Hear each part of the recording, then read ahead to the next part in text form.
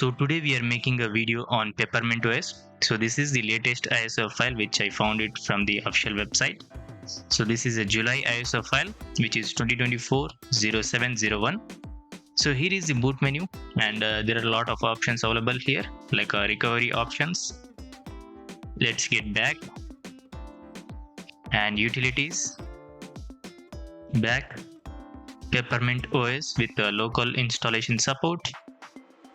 Here is the language selections, and this is the default option. So I'm running it on a virtual machine with 80 GB, 60 GB of hard disk, 8 GB of RAM, and my CPU is i5 1240p. So there will be a lot of, there will some errors, or not the errors, there will be some mistakes while making a video, because I'm going to put the video as raw as possible, because I want to give the best content. So there will be mistakes from me, so keep that in mind. So I am trying to give the best content, so that's the reason there will be most of the maybe 98% of the video will be raw, and the booting process will be trimmed, because the booting process will take up to 2 minutes or 3 minutes, like that. Sometimes I'm going to keep it like that as possible, but let's see what happens.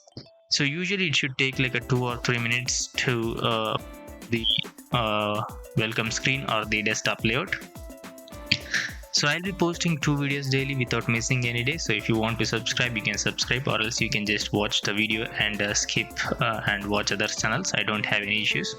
So keep that in mind. There will be a lot of misspellings and mistakes by me, so you need to keep that in mind.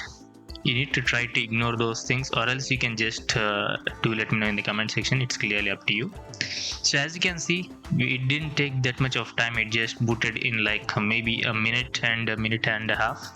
So here is the welcome screen. So let's first see the task manager, so we can get the information of how much of resource it consumes. So and then I'm going to change the display settings, because I don't want to touch anything to give you the best video. So the main objective of this opening of system monitor or the task manager is to tell I didn't touch any of the applications here. So these are the default things which will start when you boot up the Linux distro. So again, this is a live boot, remember this thing. So the CPU is almost pretty much unstable, so I can't say anything about the CPU, but the RAM is almost 923 MB, which is 924 MB. So the RAM is pretty much good. So when you install this Peppermint OS on the virtual disk or in the main PC, so the RAM will be 200 MB or 300 MB more or less. It should be less when you install this Linux distro on the hard disk, because right now it's running on the RAM, so that's the reason it's consuming a bit of heavy here.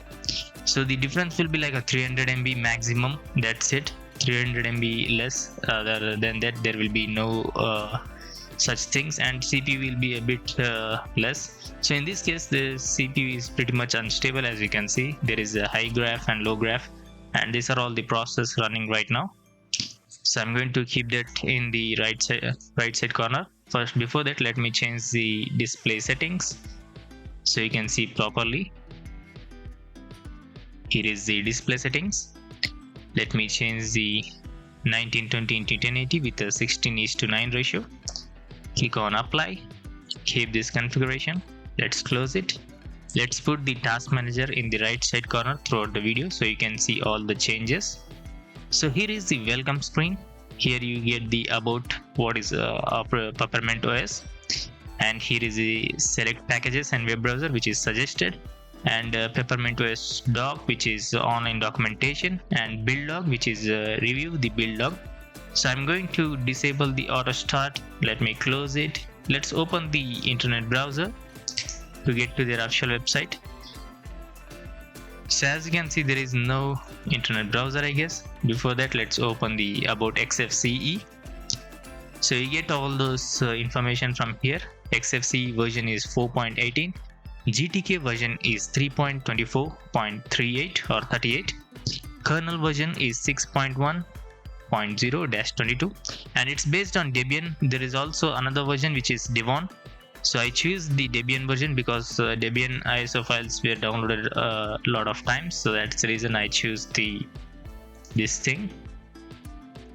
So again, you don't get any, I think you don't get any browsers.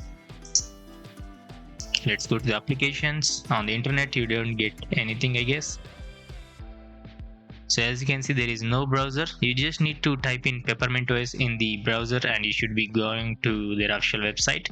You can download the ISO file from there. So there is nothing complicated in that.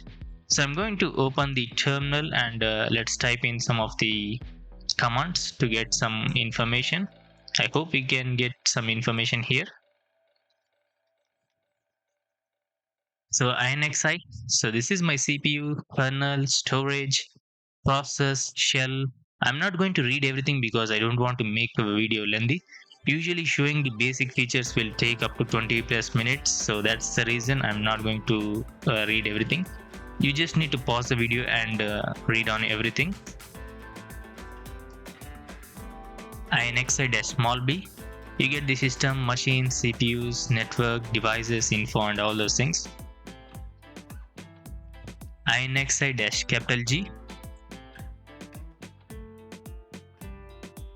you get the graphics, resolution, display and all those things. Let me type in INXI-F.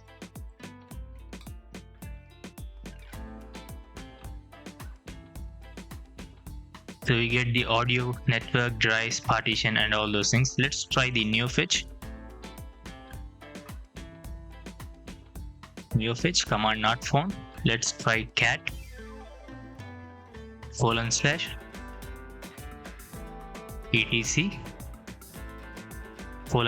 /issue. Here it is, PeppermintOS, new Linux. So let me type in INXI-SV8. So this is the command which will grab complete distro information just in a single command. So here all the information. So you can just scroll it up, scroll it down to get all this information. So I'm going to close this because we pretty much got everything. So let's go to the installer section. So the installer will be opened in a few seconds here. So you get the same basic Calamares installer, which is 3.2.61. So again, there is nothing to show here, but for the sake of the video, I'm going to show. So you get the language selection first. Click on next. You get the location. Choose your location by drop down menu, or you can choose just point it out here. So the system language will be set to Australian English, sorry. So you can customize. So the numbers and date locales will be set to Australian English. You can change if you want by scrolling down and up. Click on next after selecting. Here you need to choose your keyboard. I'm choosing the Dell. And you need to choose your language here. I'm choosing the English United States. Here you have other options too. So the partition, first choose your hard disk. So if you have a virtual disk, there is no problem with it. If you're trying to install this on main PC or work PC, so you need to get all the information from the website and check other sources also before installing. So if you are a pro user, you don't need my information or anything. You can just do it on your own. But if you're a normal user or a person who is newcomer to the Linux, try to search all the types of Linux distro, most of the best Linux distro, and then decide whether to use this Linux distro or not. So before that, you just need to try it in the live boot also. You can try it in the live boot. So after you're satisfied, then go with the installation. So if you want to know how to install these Linux distros on the virtual disk or else main PC, you need to watch other tutorials. Because I already made a lot of videos, but I don't really remember in which video I installed this type of Linux distros in the main PC or the virtual disk. Because I covered almost like a 3000 videos of every type of Linux distro. It's pretty much hard to point out in which Linux distro I installed. So that's the reason it's better to watch like a 5 to 6 videos of different channels of installation and then go with the installation. So I'm going to show you the basic things here. So the erase disk option is to delete the current operating system, or else whatever the operating system or the files available in that specific hard disk you choose here.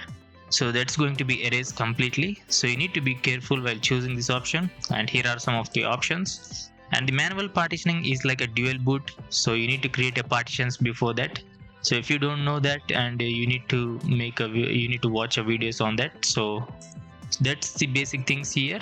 So after choosing the erase disk, you should be seeing the bootloader location. So you need to choose one of these, or else you can do that later. So if you want to encrypt your system, you need to provide the password, which is both the boxes should be same.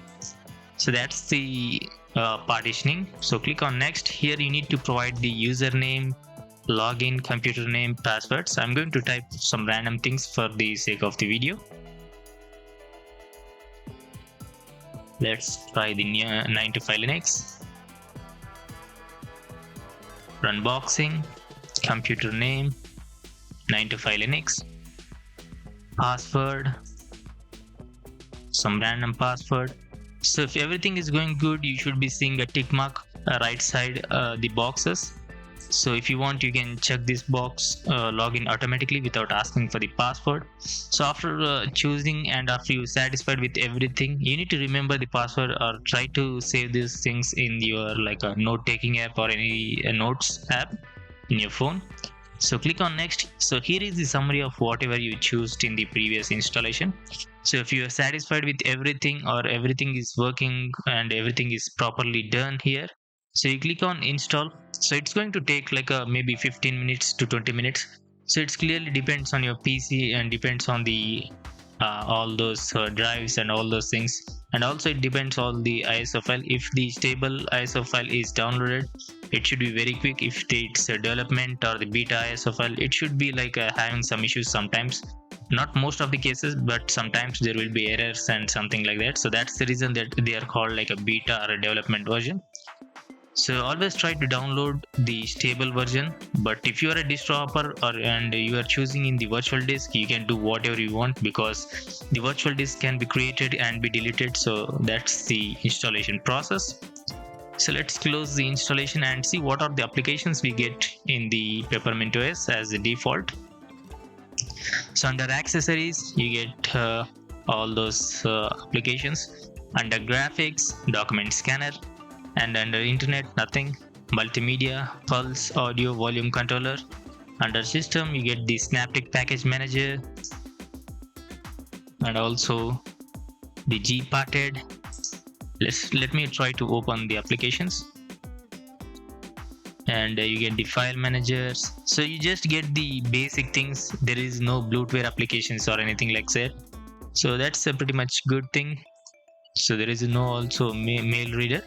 So if you want the content creating apps, you need to install it, all those things on your own. You don't get anything in the PeppermintOS. So people who like nothing like a default basic things without bloatware, you can go with the PeppermintOS. But always try to test and do all those information, gather all the information, and if you're satisfied, then go with the installation. So the graphics, accessories. So you don't get anything here.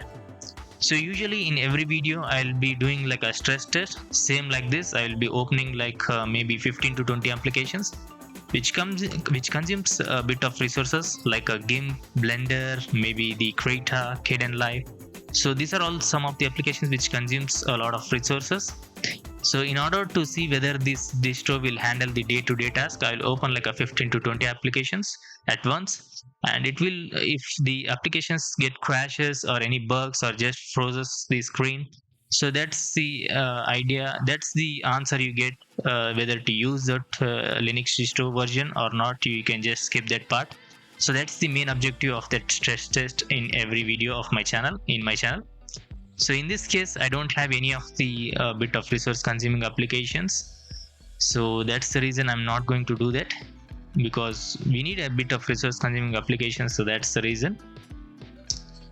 So you can't judge only on the stress test, because you need to see whether the ISO file is stable and you need to check the stress test, and you need to move the applications whether it's laggy or there's some errors or anything crashes or anything like that. So you need to check all those things and judge whether to use that Linux distro version or not, or you need to go to the previous version which is stable, or you need to wait for the stable ISO file will be released of the newer version. So these are all the things you need to consider before skipping that version or judging that version of that Linux distro. So I'm going to check this version and end the video because there is nothing literally to check here. So the text pad or the mouse pad, the version was that, and here is some volume settings. So these are pulse volume controller is pretty much available in every Linux distro, so there is nothing new there. So here is the file manager. You can go with the files, check the tuner file manager version. You can check the files if you want, sys, kernel. You can customize the list view, compact view, or you can add the files. And remember, whenever you are trying to use the live boot, always never save anything in the live boot, because as soon as you reboot, everything will be erased. So that's the reason, never save the any files or any important things in the live boot. Just try it, like open random applications. So if you don't want to erase anything, you can just save that session in the virtual machines. So just download the applications like Blender, GIMP and all those applications to see whether this distro will handle day-to-day tasks. So if you are satisfied, then go with the installation. So let's get back to the video. So the G-parted version is here.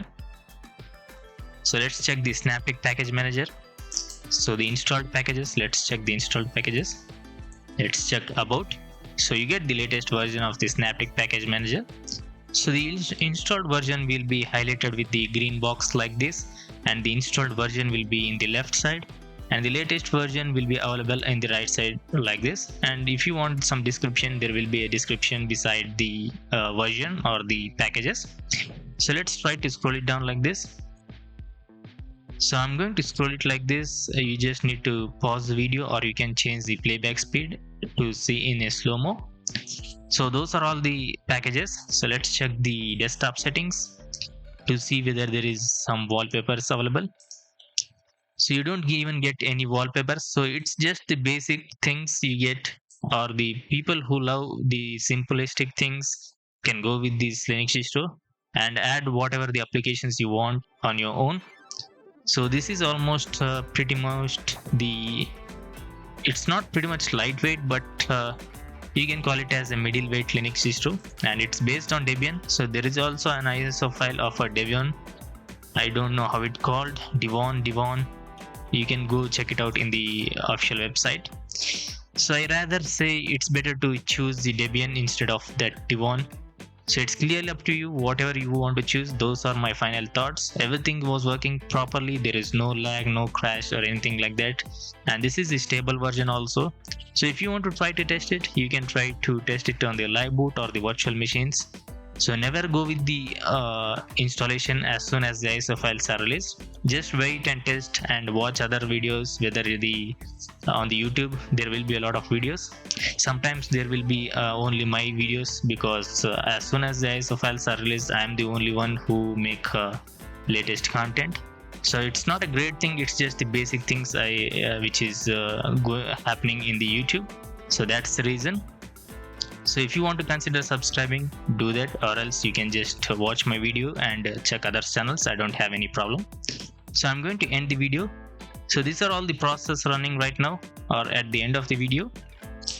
And here are all the resources, 1.1 GB and process 236.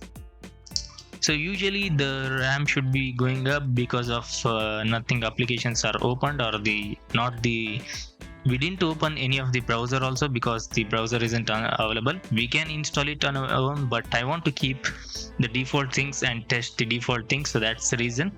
So at the end of the video, these are all the process and RAM, CPU. So I'm going to end the video.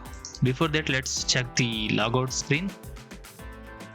So here are all the panels. I didn't show you that.